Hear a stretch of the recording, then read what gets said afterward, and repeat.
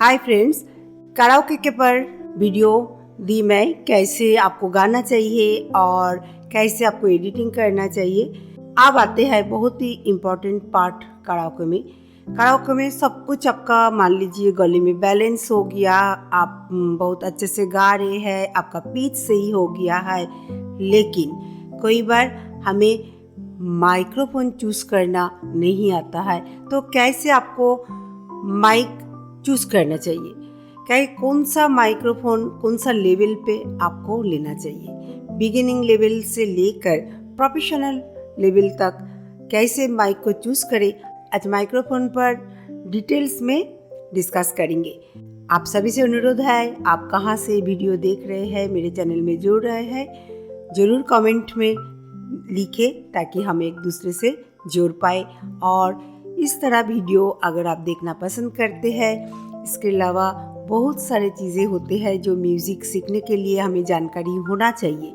तो वो छोटे छोटे चीज़ों को अगर आप जानना चाहते हैं तो ज़रूर आपसे अनुरोध है कि आप चैनल को सब्सक्राइब करें। मैं सपना आप सभी का स्वागत करती हूँ लर्न म्यूजिक विद सपना चैनल पर। आज हमारा डिस्कशन का टॉपिक है beginner level vs professional level. Singing microphone कैसे चूज करें, एक बिगिनर लेवल से प्रोफेशनल लेवल तक हमें कौन सा चीज़ों पर फोकस करना चाहिए और माइक में कौन सा चीज़ हमें देखना चाहिए, किस टाइप का माइक्रोफोन हमें यूज़ करना चाहिए, ये सब जानकारी आपके साथ शेयर करूँगी। तो चलिए शुरू करते हैं आज का वीडियो यहीं से।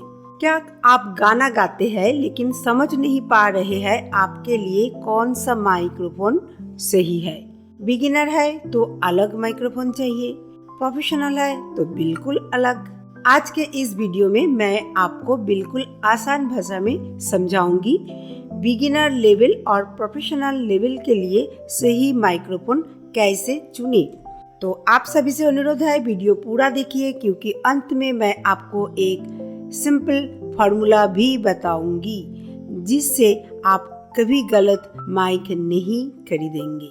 और आप सभी से अनुरोध है कि आप हमारा वेबसाइट www.sapnaacademy.com पर विजिट करें।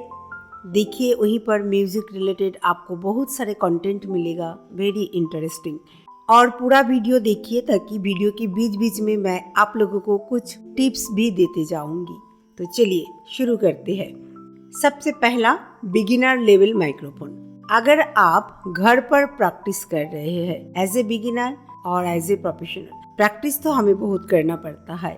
घर में जब हम प्रैक्टिस करते हैं तो आपको किस तरह माइक्रोफोन चाहिए, हारमोनियम के साथ गाते हैं, कैरोके प्रैक्टिस करते हैं या स्टेज पर छोटा कार्यक्रम करते हैं, तो आपके लिए सबसे सेफ ऑप्शन है डायनामिक माइक्रोफोन। डायनामिक माइक्रोफोन ये सारी चीजों के लिए बहुत ही अच्छा रहता है। अब व्याख्या करें क्यों?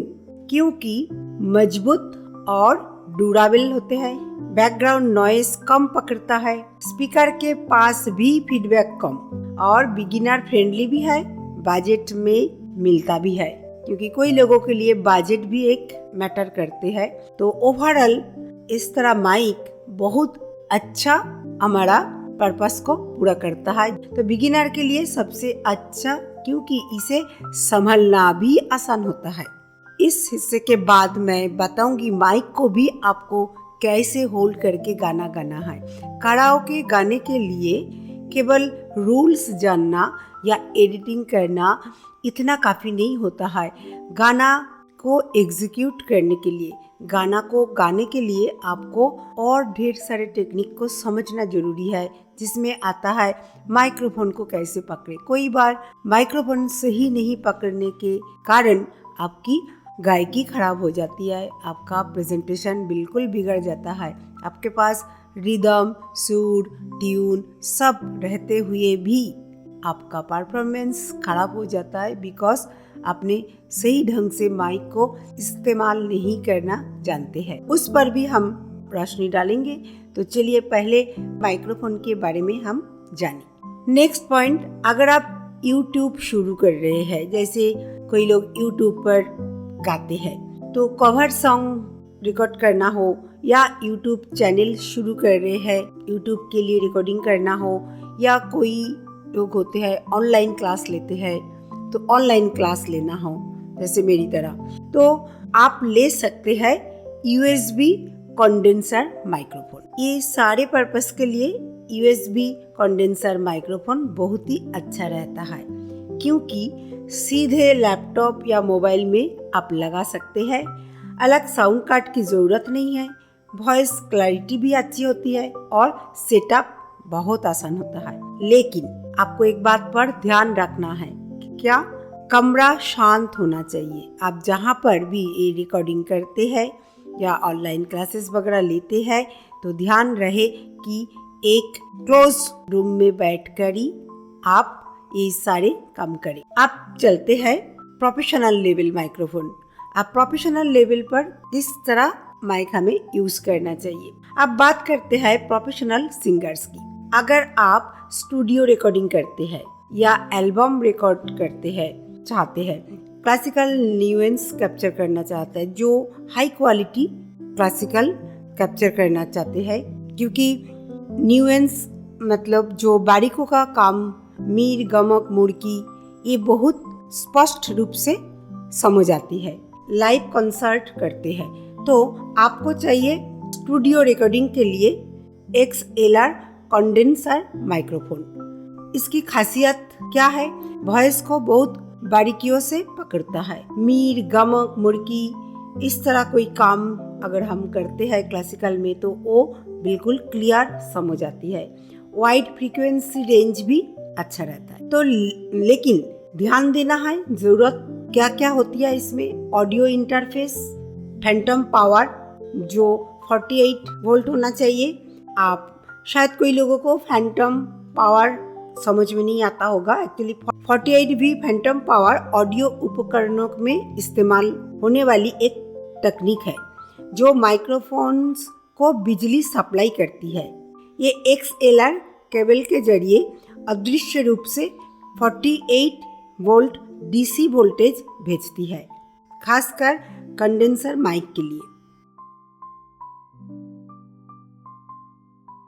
प्रोफेशनल रिकॉर्डिंग के लिए ये बेस्ट चॉइस है। आप जो लाइव कॉन्सर्ट करते हैं तो उनको वायरलेस माइक्रोफोन यूज करना चाहिए। लाइव कॉन्सर्ट के लिए वायरलेस माइक्रोफोन बहुत ही जरूरत होती है। क्यों? स्टेज पर फ्रीडम मिलती है, क्लीन साउंड, प्रोफेशनल लुक लगते हैं और मूवमेंट में आसानी होते हैं। आप स्टेज की एक प्रांत से दूसरे प्रांत में आप मूव कर सकते हैं, आगे पीछे हो सकते हैं, तो बहुत कंफर्ट फील होता है। इसीलिए बड़े कार्यक्रमों में वायरलेस सिस्टम आइडियल है। इम्पोर्टेंट टेक्निकल पॉइंट्स अब डिस्कस करेंगे हम। माइक के बारे में तो अभी हम सब जान गए, बिगिनर्स को कैसे इस्तेमाल करना चाहिए और प्रोफेशनल स्टेज में आपको किस तरह माइक्रोफोन यूज़ करना चाहिए। इवन जब आप कोई लाइव कॉन्सर्ट करते हैं तो उस टाइम आपको किस तरह माइक हैंडल करना चाहिए। तो इम्पॉर्टेंट टेक्निकल पॉइंट्स है पोलर पैटर्न। तो ये पोलर पैटर्न क्या होता है? तो पोलर पैटर्न कार्डियोइड जो बिगिनर के लिए बेस्ट है, सुपर कार्डियोइड जो स्टेज के लिए बेस्ट है, और ओमनी स्टूडियो एम्बियंस के लिए। माइक्रोफोन में ये जो फंक्शन रहता है इसको भी समझना जरूरी है, क्या कौन सा लेवल में आपको कौन सा यूज़ करना चाहिए। फ्रीक्वेंस रेंज जो male voice 80 hertz to 12K hertz and female voice 100 hertz to 15K hertz, ये हमारा रेंज होना चाहिए।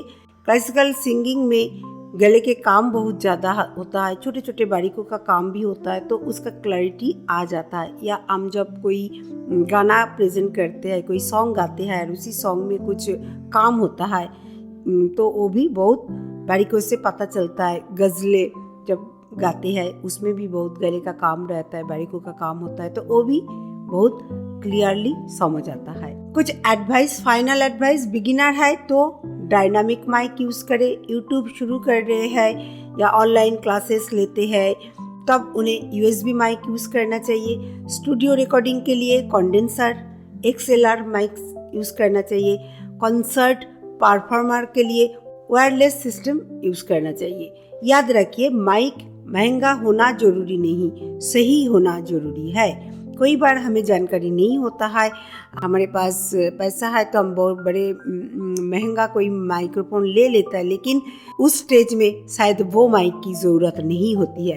तो जब भी आप कोई नया माइक लेने के लिए सोच रहे हैं या लेंगे डिसाइड किए हैं, तो ज़रूर ये वीडियो को देखें, जाने, समझे और रीज़न को भी अंडरस्टैंड करें, क्यों आपको कौन सा लेवल पे कौन सा माइक आपको सही गाइड करता है, तो वो जाने और उसके बाद ही आप सही माइक चुनें।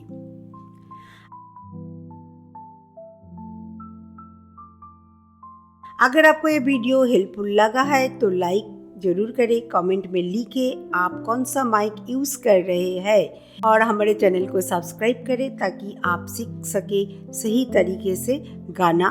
तो इसी तरह छोटे छोटे ज़रूरत की टिप्स आपको मिलते रहेंगे। स्टेज में गाते वक्त माइक को कैसे इस्तेमाल करना चाहिए।